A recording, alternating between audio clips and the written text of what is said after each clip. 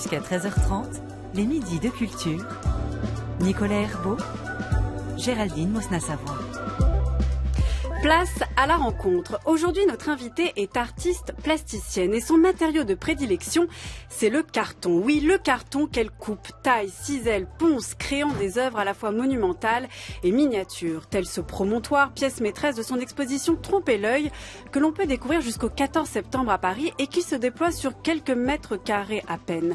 Et que l'on pourrait passer des heures à contempler, à scruter, de ses escaliers à son labyrinthe à taille de soldat de plomb, de ses petites portes doré à ses cavités serties de coquillages.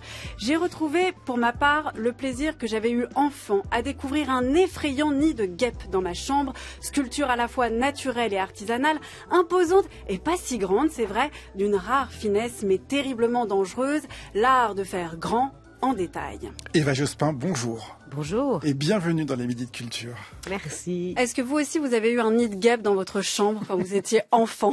Heureusement pas dans ma chambre, ça m'aurait vraiment effrayé aussi. Ah bah oui, c'est effrayant. C'est vrai que beaucoup de personnes qui ont vu le travail ont souvent cité les termitières. Ah oui, ben voilà. Donc finalement des architectures animales, donc...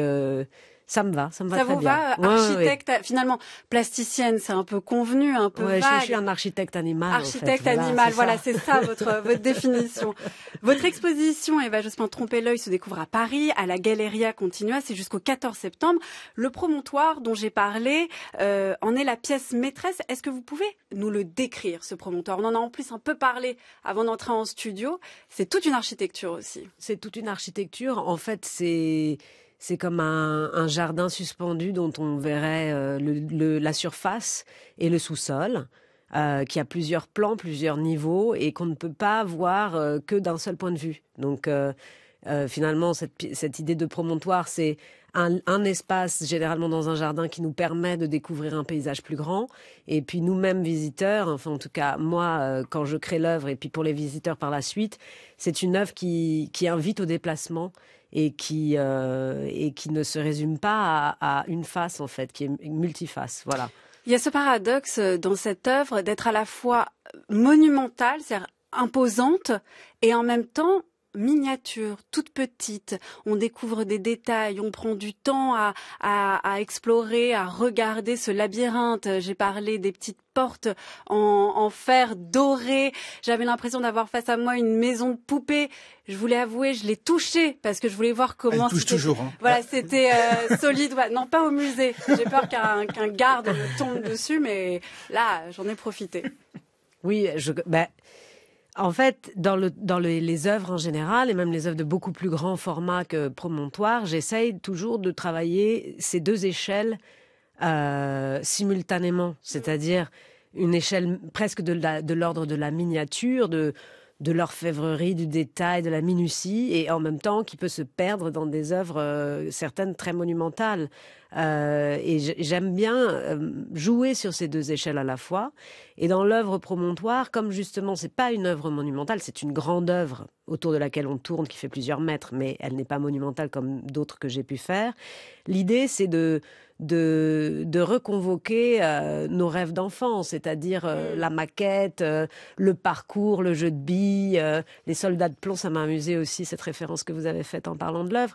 Donc finalement être un peu des géants, mais se promener par le regard. Et c'est pour ça que dans ces œuvres-là, j'aime bien mettre des unités de passage, donc des escaliers, des échelles, puisque comme on associe les choses dans notre cerveau très rapidement, on voit une échelle, et en fait, si on voit ensuite quelque chose qui ressemble à un chemin derrière, je crois qu'instinctivement, on va chercher, on le parcourt mentalement. Enfin, c'est ce que j'essaye de provoquer. Donc, comme une espèce de jeu de piste où finalement les yeux se promènent à l'intérieur d'un chemin. Et est-ce que vous aimeriez que des visiteurs s'emparent de votre œuvre et même jouent avec, c'est-à-dire ça vous aurait pas trop dérangé de me voir tripoter votre œuvre et même de faire des petits doigts comme des petits soldats qui montent les escaliers? Alors, il faudrait qu'on fasse une jauge de ceux qui ont le droit de jouer. C'est-à-dire, il y aurait un élu par jour, comme ça, parce que comme l'exposition dure un peu, évidemment, ça peut pas être trop, mais c'est vrai que naturellement, moi-même, quand je fais visiter l'exposition, je mets les mains sur les œuvres et les gens qui visitent avec moi, souvent les touchent aussi. Mais il faut pas trop les toucher quand même. Vous jouez avec les visiteurs, les spectateurs, c'est-à-dire que vous les forcez en quelque sorte à se déplacer autour. C'est ça qui vous intéresse, c'est l'idée de se dire voilà, pour bien profiter de mon œuvre, il va falloir aussi que le visiteur donne un peu de sa personne. En fait, bon, j'espère que non, parce que vraiment, j'aime pas du tout l'idée de forcer les visiteurs. Au contraire, c'est un espace complètement ouvert et en plus, j'ai pas non plus envie de donner un mode d'emploi de ce que j'ai voulu dire, parce que ce sont pas des œuvres qui ont un message ou un slogan que les gens devraient comprendre. C'est une ouverture. Après, je pense que j'essaye de faire des œuvres pour, entre guillemets, un visiteur idéal. Et ce visiteur idéal, en réalité, c'est moi. C'est moi. C'est horrible à dire. Mais en fait, je vois comment je regarde les œuvres et je les regarde comme ensuite je les crée. C'est-à-dire que j'embrasse l'œuvre dans sa totalité, puis je me perds dans son détail et je passe toujours du tout au particulier. Et je veux créer des œuvres qui sont constituées pour être regardées comme ça. C'est-à-dire en le faisant presque exprès, parce que j'ai l'impression que c'est ce qui va concentrer. C'est un attrape-visiteur, en fait. Parce que j'ai l'impression que ça va le concentrer. En réalité, toutes les œuvres se regardent comme ça, absolument toutes. Même un monochrome se regarde comme ça, en fait. Puisque, voilà, on passe du tout au particulier, c'est ça. Mais je le fais de façon encore plus appuyée, pour espérer qu'on me regarde, évidemment. Vous parlez de détails, Eva Jospin, ça tombe bien, on a un historien de l'art bien connu qui en parle dans cette archive. Je pense que c'est par le détail qu'un tableau nous accroche, et que chaque spectateur fait son détail. Bon, ça c'est toute la thèse du livre sur le détail, et que c'est d'abord par le détail qu'un tableau, ça peut être par la configuration générale, mais c'est ensuite, enfin certains tableaux, parce que il faudrait voir, mais certains tableaux nous retiennent par un détail. Et l'historien, en tout cas, le travail de l'historien, très souvent de l'iconographe, qui est une des bases de l'interprétation historique des tableaux, son travail consiste à interpréter des détails. Là, c'est un escargot. Dans un autre cas, c'est Saint-Joseph qui perce des trous dans une planche, alors qu'on fait à côté l'Annonciation. Que fait Saint-Joseph pendant l'Annonciation? Bon, ça c'est le maître de Flémal. Alors l'historien, il interprète des détails, c'est l'iconographie, et d'ailleurs c'est Chastel qui avait dit le détail alerte l'historien. Bon, et oui, parce que quelquefois il peut y avoir tout un sens politique, qui est ou métaphysique ou religieux, qui est lié à un détail précis, anormal, etc. Bon. Une archive de l'historien de l'art Daniel Arras, c'était dans l'émission du jour au lendemain sur France Culture en novembre 2000. On l'entend dire dans cette archive le fait que le détail, c'est ce qui alerte l'historien de l'art, c'est ce qui accroche aussi le regardeur d'une œuvre d'art. Pourquoi ça vous accroche, Eva Jospin, le détail en tant qu'artiste? Mais je pense que je suis très banale. Je suis comme Daniel Arras qui a observé. Il n'est pas banal, Daniel Arras. Non, mais je veux dire. Il a décrit quelque chose qui est, en tout cas moi, tout simplement la façon dont au départ j'ai été happée par les œuvres d'art. Quand j'ai découvert la peinture, enfin j'ai pas découvert la peinture, mais quand j'ai commencé à m'y intéresser, j'étais enfant. Et moi, le détail qui m'a happée dans le monde de l'art, c'était la représentation de la peau. Ça me semblait être une chose, une magie complète. Parce que il n'y avait pas une seule couleur dans la représentation de la peau. On passait du rose au bleu, au gris, au vert, au blanc. Et je me disais, c'est étrange parce qu'on dirait vraiment de la peau, mais si on détaille comment c'est peint, les couleurs qui sont posées, c'est pas la chair en fait. Et ça me semblait être un mystère absolu. Donc je dirais que c'est aussi... Alors là, on est aussi bien dans la matière que dans le détail, mais c'est ça qui m'a au début subjuguée face à la peinture. Ça a été mon premier questionnement. Je devais peut-être avoir l'âge de 8 ans ou 7-8 ans, je sais plus. Je me souviens même plus quel était le tableau d'ailleurs. Mais c'est cette forme, voilà, c'est ça qui m'a fascinée vers la peinture et goût qui s'est jamais démenti par la suite. Mais donc finalement, je comprends complètement ce qu'il exprime parce que moi, c'est comme ça que je regarde les œuvres et j'aime être dans un état de contemplation qui permet une rêverie intérieure. En fait, c'est ça qui nous motive pour regarder de l'art. C'est que c'est quelque chose extérieur à nous ramène vers nous et nous permet de plonger profondément dans notre imaginaire et dans notre rêverie et dans notre émerveillement. Mais c'est intéressant parce que moi, j'ai pas l'impression de l'avoir vécu, ce que vous décrivez là. Cet appel du détail. Ah, bon. Bah si, Non, mais- vous l'avez vu avec le promontoire Avec peut-être. vous, alors c'était peut-être la première fois, mais vous voyez avec la peinture par exemple, moi j'ai des souvenirs de peinture de nature morte de Cézanne. Je ne saurais pas m'être arrêtée sur la peau d'un fruit où j'ai l'impression de me dire il représente des pêches. Vous voyez, j'avais un rapport beaucoup plus. Bon, mais alors donc je pense que vous êtes n'ai- mon visiteur idéal parce que Parce que puisque tout à coup, du vous avez coup, ça, voilà, ça y accroché est, vous avez mon accroché œil. enfin le détail, ça y est. Mais alors vous évoquiez une autre dimension, Eva Jospin, c'était celle justement du détail qui nous fait moins tendre vers l'œuvre totalement que vers soi-même. C'est intéressant quand même que cette extériorité ne renvoie qu'à soi-même. Pour vous, une œuvre, c'est toujours une sorte de miroir vers le regardeur plus que une évasion, une extériorité vers laquelle on devrait aller? Mais je pense que les œuvres d'art, en tout cas les œuvres et les œuvres de fiction, pas seulement les œuvres d'art, nous permettent de nous plonger dans des expériences qu'on ne vivra pas forcément. Ça, c'est le cas particulièrement pour la lecture, puisque ça augmente notre expérience considérablement. Ça, c'est certain. Le cinéma aussi. Mais après, c'est vrai que ce qui est, enfin, moi, ce que j'apprécie, c'est de pouvoir plonger en moi-même, dans mon imaginaire, et que tout ça suscite des associations. En fait, vous recréez toujours une œuvre dans votre tête puisque vous avez un fond de l'œil. Chaque personne a un fond de l'œil. Et vous reliez des images. C'est un terme canonique pour un artiste? Non, moi j'appelle ça comme ça, mais en fait... Ce que je connais chez les ophtalmos, mais... Non, mais un fond de l'œil dans le sens des choses vues. Ok. Voilà. Donc, et en fait, beaucoup de choses qu'on a vues, on se souvient pas spécialement de les avoir vues. Et notamment, par exemple, dans mes œuvres, j'utilise souvent, parce que j'adore ça, les ordres architecturaux. Eh bien, je pense que les ordres architecturaux en Europe sont dans le fond de l'œil de tout le monde. Donc, vous avez tous vu une colonne, un chapiteau corinthien, un plafond à caisson. Et donc, quand vous voyez une œuvre où il y a un plafond à caisson, ce qui est le cas, par exemple, d'une œuvre que j'expose en ce moment, je fais de la pub en même temps, au musée Fortuny à Venise, pour ceux qui auront envie de en même temps que la Biennale italienne, en même temps de que la Venise. Biennale. Donc ce fond de l'œil vous permet de... Moi, j'aime bien l'idée de revoir.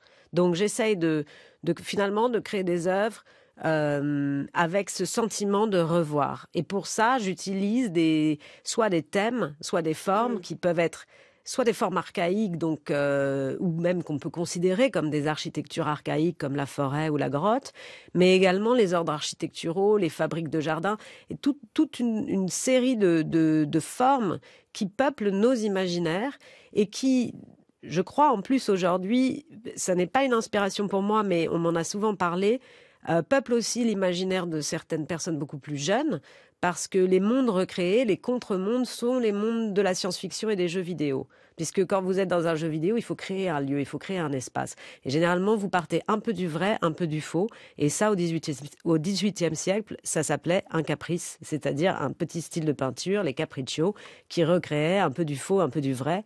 Et donc, c'est quelque chose auquel on joue depuis très longtemps, visiblement. Mais votre exposition, Eva Jospin, s'intitule « Tromper l'œil ». Moi, j'ai l'impression, en vous écoutant, plutôt que vous voulez nous révéler notre fond de l'œil, c'est-à-dire ce qu'on a vu sans forcément le conscientiser ou qu'on a oublié, mais qui nous est familier et qui, tout à coup, quand on va le voir dans votre exposition, va se rappeler à nous. Mais le titre de l'exposition, Tromper l'œil, c'était aussi parce que j'ai souvent dit que les œuvres se jouaient dans plusieurs états, entre le trompe-l'œil, le décor et la sculpture. Et le trompe-l'œil, c'est vraiment la surface plate qui donne l'illusion d'une profondeur. Et puis on s'approche et non, on peut mettre le plat de la main dessus, c'est entièrement lisse.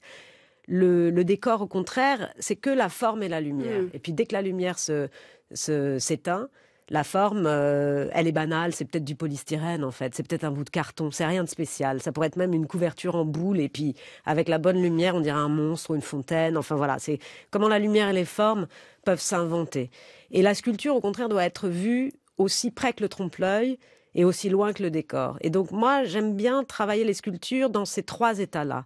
Et c'est pour ça que pour cette exposition, j'ai eu envie d'insister sur le terme « tromper l'œil » parce que j'ai créé un triptyque où chaque œuvre joue un peu l'imitation de l'autre. C'est-à-dire qu'il y a une petite forêt en carton, un bas-relief en carton, qui sont vraiment les premières œuvres que j'ai faites à partir du carton et qui reviennent systématiquement dans mon travail.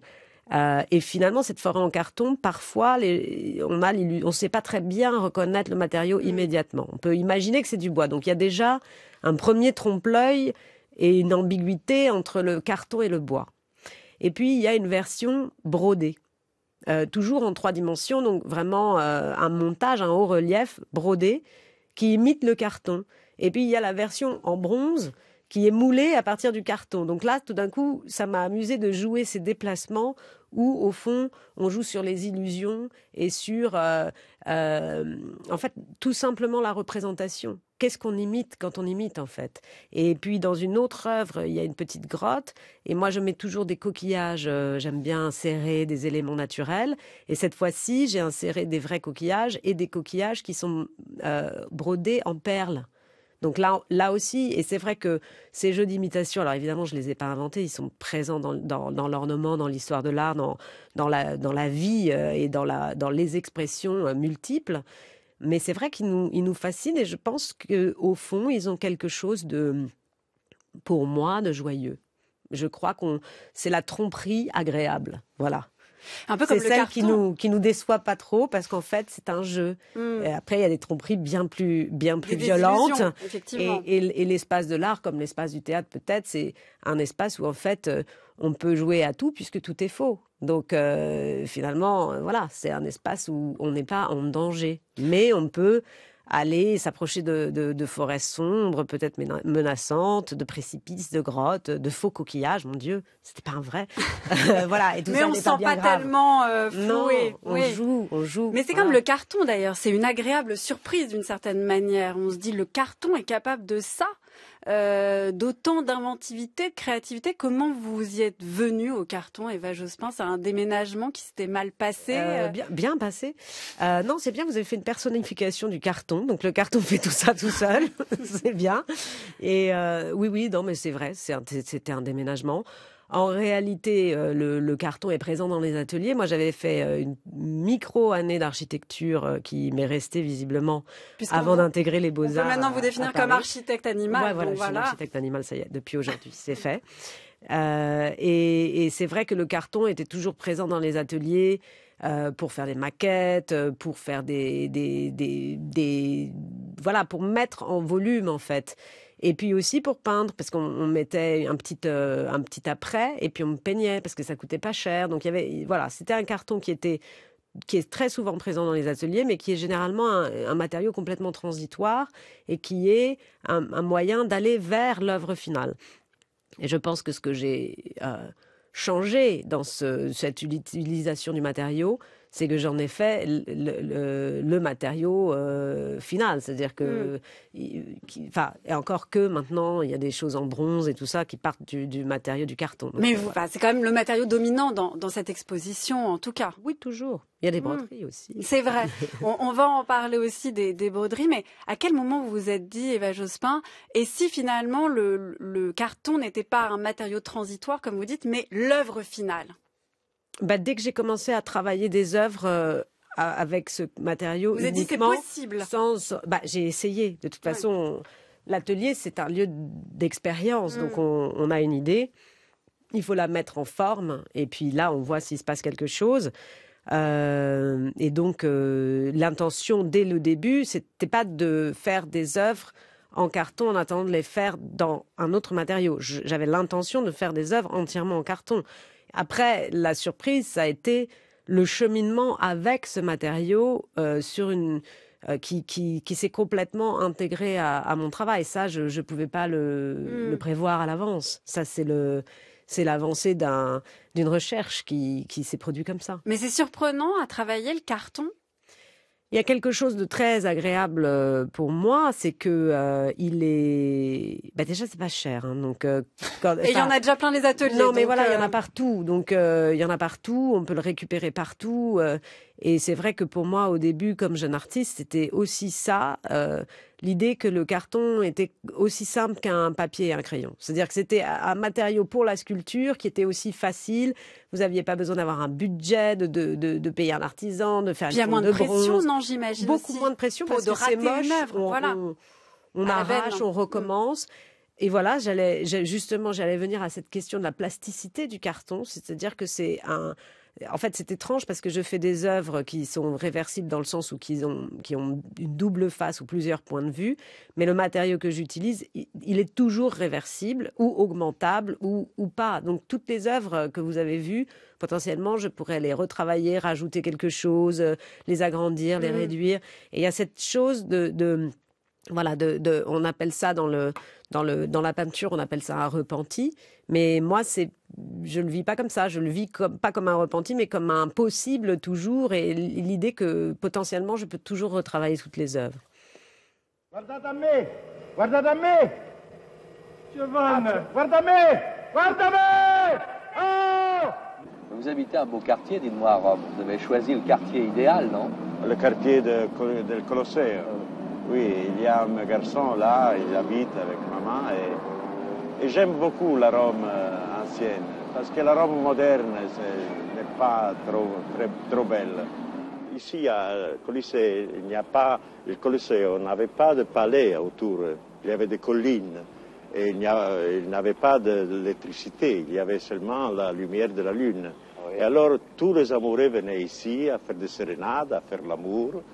Et je venais avec des jeunes filles, avec des amis, et nous passions des soirées merveilleuses, inoubliables ici, avec la lune et les Colossées. Nous chantions, embrasser les jeunes filles. C'était le souvenir de notre jeunesse. On s'y croirait totalement. La voix du réalisateur italien Vittorio De Sica, c'est dans l'émission Panorama en mai 1966. Eva Jospin, vous avez exposé pour la première fois en Italie. Vous y avez passé 1 an à la Villa Médicis de Rome. Que représente pour vous l'Italie ? Je crois que je fais mon voyage en Italie depuis mon adolescence en fait, et que cette idée du grand tour, du voyage en Italie pour parfaire sa formation d'artiste, qui est une chose complètement périphérique et légèrement désuète, elle continue à être un appel très très puissant sur mon imaginaire, et c'est vrai que notamment la question du jardin aussi en Italie, parce qu'il y a eu beaucoup de périodes d'influence. Mais c'est vrai que alors si on se trouve dans le jardin baroque italien, là je suis juste aux anges, quoi. Voilà. Donc c'est vrai que c'est j'ai l'impression que c'est comme une étoile, c'est le cœur battant, les branches c'est tous les autres pays européens, et avec toujours un dialogue de l'Italie qui va vers la France, qui va vers l'Allemagne, qui va vers l'Angleterre, et chaque pays autour a pris un peu de cette Italie depuis l'Antiquité jusqu'à la période de la Renaissance et même plus tard, pour en donner sa vision et pour redire. Et ça s'est vu dans énormément de moments, et même les Américains, quand on regarde toute l'architecture copiée de l'antique de Washington, voilà, on est en Italie à nouveau. Donc c'est vrai que ça reste quand même un espèce de cœur battant de culturel, de représentation, de tout pour l'Europe. Vous parlez des jardins baroques de l'Italie, Eva Jospin. On a parlé des forêts, on va pouvoir en reparler, des grottes aussi. Tout est lié en fait à l'espace dans votre travail. Vous avez voulu devenir au départ architecte. Enfin, vous dites que vous avez fait de courtes études, peut-être. Très courtes. Vous n'aviez pas envie finalement de l'être, mais il y a quand même quelque chose de l'ordre du rapport à l'espace. C'est pas juste des surfaces planes que vous proposez. Oui, alors en fait j'avais commencé des études d'architecture dans l'idée de faire de la scénographie, et je crois que oui, complètement. Et donc je pense que j'ai eu envie de travailler dans l'espace de l'art contemporain, donc plutôt dans des propositions pour des musées, pour des galeries, en convoquant un peu ce que pourrait être la scénographie, mais dans un espace d'exposition, donc pas un espace scénique.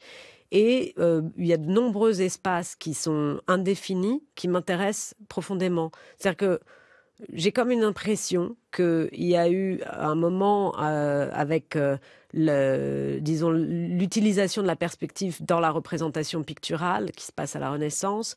Et en fait, cette perspective qui au départ est un tableau, donc finalement le tableau c'est aussi potentiellement l'étude pour autre chose, c'est échapper du tableau pour aller dans l'architecture, pour aller dans les jardins, pour aller sur scène dans la scénographie et pour aller finalement même dans les Luna Park et dans les panoramas, et qu'il y a eu plein de formes qui partaient de cette envie de faire de l'œil le point central de nos sensations enfin face à l'art. Et c'est vrai que la question de la vision est très importante en Europe, beaucoup, sinon on n'aurait même pas inventé la photographie, le cinéma, enfin tout ce qui découle de ce besoin de voir et qui se met dans l'espace, qui se met en volume. Et c'est vrai que c'est des choses qui m'intéressent énormément. Mais c'est même plus que voir, c'est même se déplacer. Nicolas le disait tout à l'heure, le regardeur se déplace autour de vos œuvres.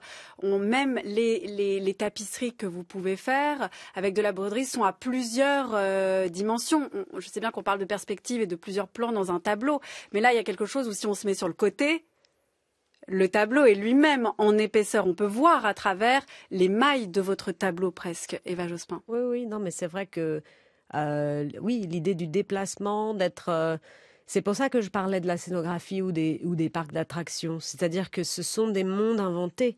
Ce sont des représentations qui partent au départ d'une vision mentale et peut-être même d'un croquis, c'est ça que je voulais dire, ou d'une petite maquette. Mais c'est que ce sont des mondes qui sortent de notre imaginaire, qui sont complètement fabriqués, et notamment les jardins. Donc ce sont des lieux qui sont composés, et je pense que le rapport à la question du paysage et de sa représentation, le rapport à l'art en général, il y a quand même beaucoup plus de choses qui sortent d'un tableau en fait. Enfin, en tout cas, moi je me le raconte comme ça. Ah oui, et, oui, je pense. Oui, je pense que représenter le monde nous aide à le comprendre et à le considérer. Et c'est vrai que par exemple, à quel moment on fait la différence entre la nature et un paysage, et peut-être que cette différence elle arrive grâce aux artistes parce que eux ne représentent pas la nature mais un paysage.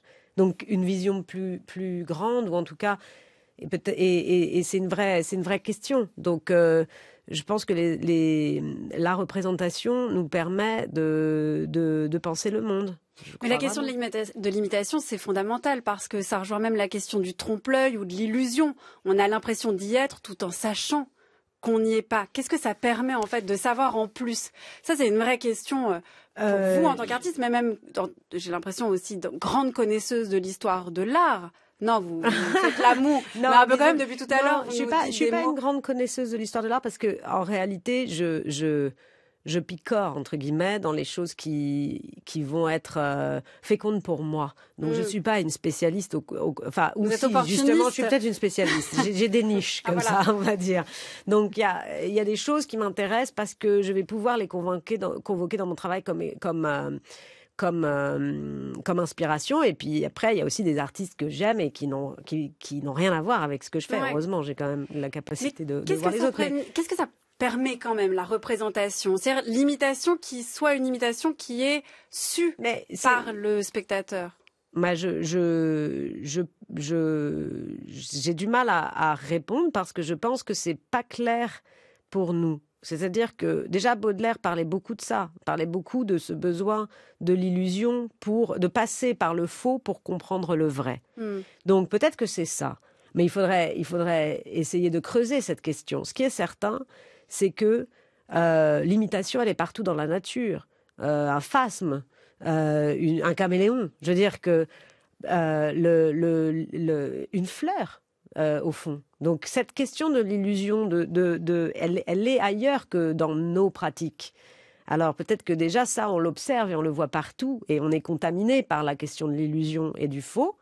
Et qu'est-ce que ça nous amène? J'ai quand même l'impression que ça nous permet de penser ce qui nous entoure, comme une espèce de saine distance ou de léger recul qui nous permet de peut-être mettre moins toutes nos émotions au même moment et de le voir, de surplomber justement la situation pour l'appréhender, pour la comprendre ou pour s'en immerger et pour tout ce que ça provoque en fait et tout ce que peut provoquer une œuvre. D'où votre intérêt pour les forêts ou pour les grottes. Vous mettez à distance la forêt pour tout ce qu'elle représente aussi. Je pense que les grottes ou les forêts sont des lieux de naissance des mondes, dans beaucoup de mythologies, ou parfois aussi beaucoup de lieux de contes. C'est des lieux où on peut donner des explications sur la naissance de certains mondes, sur la naissance des humains, voilà, par exemple, j'aime bien aussi l'idée que chez les Grecs, un nymphée, c'est une source sacrée dans un bois sacré. Donc une chose physique, un lieu sacré, comme on sait que voilà, certains peuples en Amérique du Nord ou les aborigènes ont des lieux sacrés qui sont des vrais lieux. Là, une montagne, une forêt, une source, et qui sont personnifiés de façon immédiate en fait. Et qui deviennent presque dématérialisés. Exactement, complètement comme une idée. Et les Grecs commencent comme ça. Et puis finalement, le nymphée chez les Romains, c'est une niche. C'est une niche qui, chez nous, ensuite abrite une sculpture. Mais c'est toujours un nymphée, ça s'appelle toujours nymphée. Donc tout d'un coup, on sort de la source sacrée des nymphes pour aller vers une domestication du nymphée et de le mettre dans les maisons. Et puis tout ça, ça continue encore, ça revient dans les grottes baroques, et puisqu'on les rejoue, on les recrée, et c'est dans énormément aussi de façades architecturales, puisque la niche qui accueille la sculpture, c'est exactement la forme d'un nymphée. Sauf que dedans, on met une sculpture, mais si on réfléchit, cette forme ne vient pas de nulle part. Donc voilà, ça c'est des choses qui peuvent m'intéresser, et j'aime beaucoup aussi le fil, de voir quand il y a un fil tendu qui remonte très loin, et il est toujours mystérieux parce que nous, dans notre mémoire humaine, on a trop d'interruptions. Donc il y a quelque chose qui devient insaisissable, mais en même temps, indéniablement, ça plonge ses racines plus loin que nous. Enfin, plus loin que notre époque, et parfois très très loin, et parfois directement dans la question de la nature, de la forêt, de la géologie, puisque finalement c'est grâce à la géologie qu'on peut connaître notre passé, sinon on n'en saurait rien du tout. S'il n'y avait pas le principe de la fossilisation, il nous manquerait un pan de l'histoire en fait. La fontaine de vie. De quel peintre surréaliste est-elle ? À qui attribuer cette fleur vivante ? À Odilon Redon ? Et celle-ci ?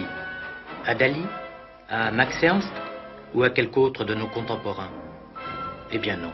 Ces œuvres ont été créées voici 500 ans par le plus mystérieux peut-être de tous les peintres, Hieronymus van Aken, dit Jérôme Bosch. On ne connaît pas la date exacte de sa naissance. Probablement aux environs de 1450, dans la petite ville de Sartogenbos, en français Bois-le-Duc, capitale du Nord-Brabant, à mi-chemin entre Amsterdam et Anvers. Il s'y faisait alors beaucoup de draps et somme estimable de couteaux et d'épingles, mais c'était aussi un centre de miniaturistes et d'enlumineurs. Sa maison, que l'on peut voir ici, a maintenant disparu, mais sur la place du marché, les tentes sous lesquelles s'abritent les commerçants sont toujours les mêmes. Un extrait de l'émission telle quelle du 31 octobre 1967, émission consacrée à Jérôme Bosch. Est-ce que c'est vrai, Eva Jospin, que vous aimez beaucoup Jérôme Bosch, que c'est une influence ? Oui, enfin... Oh, pas tant que ça, en fait. C'est pas le bon archi. Non. J'aime vraiment beaucoup. J'adore les enluminures aussi, vraiment beaucoup. Mais je suis pas sûre que ce soit une influence si directe dans ce que je fais, mais c'est clairement un peintre. Enfin, je crois que c'est vraiment difficile de résister à Jérôme Bosch. Non, pour les détails aussi, justement. Et pour les détails, pour la fantaisie en fait. Alors c'est une fantaisie qui va très loin parce qu'elle est dérangeante, elle est perturbante. J'en ai revu récemment justement à l'Accademia à Venise. il y a un triptyque de Jérôme Bob, il se passe des choses qui sont indescriptibles à la radio. Oui. C'est mais même à l'œil, parfois. Il se passe des choses vraiment étonnantes, mais tout est adouci par le fait qu'on domine le tableau. On est tellement plus grand, donc ce ne sont pas des monstres qui nous dominent, c'est nous qui pouvons regarder les monstres avec une loupe, en fait. Donc, quand même les mettre à distance. Et c'est sûr, c'est fascinant. Enfin, moi, je suis une grande fan. Mais vous pourriez aller vers ce genre de détails un peu horrifique, Eva Jospin, ou vraiment, par exemple, si je pense à votre promontoire, j'y reviens, par exemple, si mon œil s'était faufilé au fond d'une des grottes, que je découvre un cadavre, par exemple, ou quelqu'un qui se fait écarteler. Non, vraiment, je pense pas. C'est pas votre truc. Non, pas du tout. Je dirais que déjà, je ne mets pas de présence humaine ou animale dans les œuvres parce que c'est nous qui habitons les œuvres. Donc il faut pas qu'on arrive et qu'il y ait déjà un occupant, colocataire ou un occupant, ce serait très gênant. Donc voilà, on est seul dans ces lieux et du coup on convoque qui on veut. Donc si quelqu'un s'effraie et s'imagine un cadavre, que c'est ça que ça provoque dans son imaginaire, eh ben c'est ce qu'il a trouvé au fond du puits. Mais peut-être qu'il a aussi trouvé, je sais pas, une nymphe. Vous voulez pas trop orienter celui qui regarde l'œuvre. Non, il n'y a pas de narration, il n'y a pas d'histoire. Non, il n'y a pas d'histoire justement parce que ma sensation, c'est que nous sommes en manque d'histoire. C'est-à-dire que c'est un Gruyère et que c'est extrêmement difficile de vraiment comprendre pourquoi on parle comme ça, pourquoi on s'habille comme ça. Il y a toujours énormément des raisons qui nous échappent. Par contre, la transmission de la main est très efficace. Ça, c'est fascinant. C'est-à-dire que finalement, la transmission du geste est presque plus fidèle que la transmission de la mémoire, des événements. Et voilà. Et donc, je raconte un peu ça. C'est pour ça qu'on a dit architecte au début, on a parlé de l'architecture, mais est-ce que vous vous sentez presque plus artisan, même qu'artiste, justement par ce geste de la main, par le travail aussi que vous nous révélez à travers ces œuvres ? En tout cas, je m'intéresse beaucoup aux formes qui se définissent difficilement entre l'art et l'artisanat. Je vais ouvrir là dimanche une exposition à Versailles dans l'Orangerie qui sera une broderie qui est comme un panorama. C'est une immense broderie qui fait 107 mètres de long, dont j'ai fait tout le dessin et toute la colorisation, mais qui a été réalisée par des artisans des ateliers Chanakya à Mumbai en Inde. Donc là, clairement, une œuvre est une collaboration, entre ma vision et l'exécution par d'autres mains. Donc, je suis très à l'aise avec ça parce que je trouve que cette possibilité de l'artisanat augmente toutes les capacités de création et d'action pour un artiste. Donc, il ne faut pas s'en priver quand ça justifie l'œuvre, en tout cas quand c'est important pour soi. Et par ailleurs, dans mes inspirations, il y a de nombreuses inspirations qui sont justement des formes peu définies, pas claires, parce qu'elles n'appartiennent pas à un canon précis de l'histoire de l'art, peinture, sculpture, architecture, nature morte, et elles sont un peu entre deux mondes, notamment l'œuvre ou le lieu qui a inspiré ce travail sur la broderie, qui s'appelle la salle des broderies dite à l'indienne, qui se trouve au Palais Colonna, et c'est une salle dont tous les murs sont recouverts de broderies. Et qu'est-ce que c'est ? D'abord, on ne connaît pas l'auteur. Est-ce que c'est une œuvre d'art ? Est-ce que c'est un magnifique objet d'artisanat ? C'est pas clair, mais en tout cas, on est émerveillés. Merci beaucoup Eva Jospin. De vous, on pourra donc aller voir dès le 18 juin à Versailles, à l'Orangerie du Château. Vous venez d'en parler, l'exposition Eva Jospin Versailles avec cette immense broderie tapisserie. On peut voir aussi, on en a parlé, l'exposition Tromper l'œil, c'est à la Galleria Continua, c'est jusqu'au 14 septembre à Paris. Et enfin, vous l'avez évoqué, pour ceux qui ont la chance d'aller à Venise, on peut aussi aller voir votre exposition Selva au musée Fortuny. Eva Jospin, pour terminer, nous avons choisi 2 chansons. Une chanson sur la forêt, une chanson sur les grottes. Voilà. Vous pouvez choisir entre grotte ou forêt. Ah, grotte. One dark and rainy night, my girl and I got lost in a cave. I called to her, and she calls to me, but we're still lost in the cave. Julie, Julie, Julie.